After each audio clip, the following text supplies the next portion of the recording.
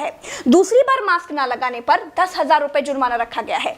पूरा दिन सड़कों पर वसूली चल रही है। ठीक है, आपने अपनी तरफ से वसूली कार्यक्रम शुरू कर दिया है, लेकिन अस्पताल में बेड ना मिलने पर सरकार पर कितना जुर्माना होना चाहिए? वेंटिलेटर ना मिलने पर सरकार पर कितना जुर्माना होना चाहिए? कोरोना टेस्ट ना होने पर सरकार पर कितना जुर्माना होना चाहिए? शमशान में मुर्दा जलाने के लिए लकड़ियां ना होने पर सरकार पर कितना जुर्माना होना चाहिए? शमशानों में दिन दिन भर मुर्दा जलाने की वेटिंग के लिए सरकार पर कितना जुर्माना होना चाहिए? जितने मंत्री और ये मुख्यमंत्रियों ने बंगाल से कोरोना लाकर फैलाया है, उन पर कितना जुर्माना होना चाहिए? बंगाल में बिना मास्क महीने भर से घूम रहे नेताओं पर पर डे के हिसाब से कितना जुर्माना होना चाहिए? क्या सरकारों की कोई जवाबदेही बची है देश में? क्या सरकारों से सवाल पूछने वाला बचा है कोई देश में? क्या कोई पूछ सकता है कि 1 साल से देश कोरोना महामारी झेल रहा है, आपने पूरे देश में कितने नए हॉस्पिटल बनाए हैं? अगर नहीं बनाए तो क्यों नहीं बनाए हैं? क्या कोरोना आपदा में घिरे देश को 1,000 करोड़ के नए संसद भवन की जरूरत थी? क्या देश को 300 करोड़ के नए बीजेपी दफ्तर की जरूरत थी? क्या देश को तत्काल 1100 करोड़ के राम मंदिर की आवश्यकता थी?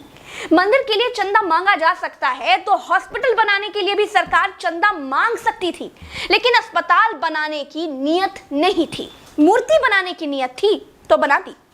सरकारों ने अस्पताल नहीं बनवाए। क्या इस देश की पब्लिक सरकारों पर कोई जुर्माना लगाएगी? क्या कोरोना आपदा में देश को कुंभ सजाने की आवश्यकता थी? क्या देश को कोरोना महामारी के बीच बंगाल चुनाव में रैलियों की आवश्यकता थी? नहीं थी। देश को अस्पतालों की, डॉक्टरों की, कोरोना की दवाइयों की जरूरत थी।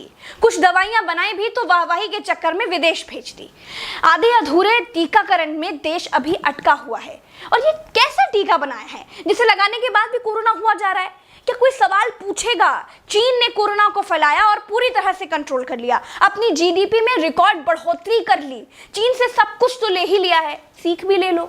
देश में सब आत्ममुग्धता के शिकार हैं। सबको अपनी अपनी तारीफ चाहिए। कुछ ने तारीफ के लिए तो फौज पाल रखी है, और जिनका मन फौज से भी नहीं भरता है, उन्होंने तारीफ के लिए सूचना और जनसंपर्क विभाग बना दिए हैं।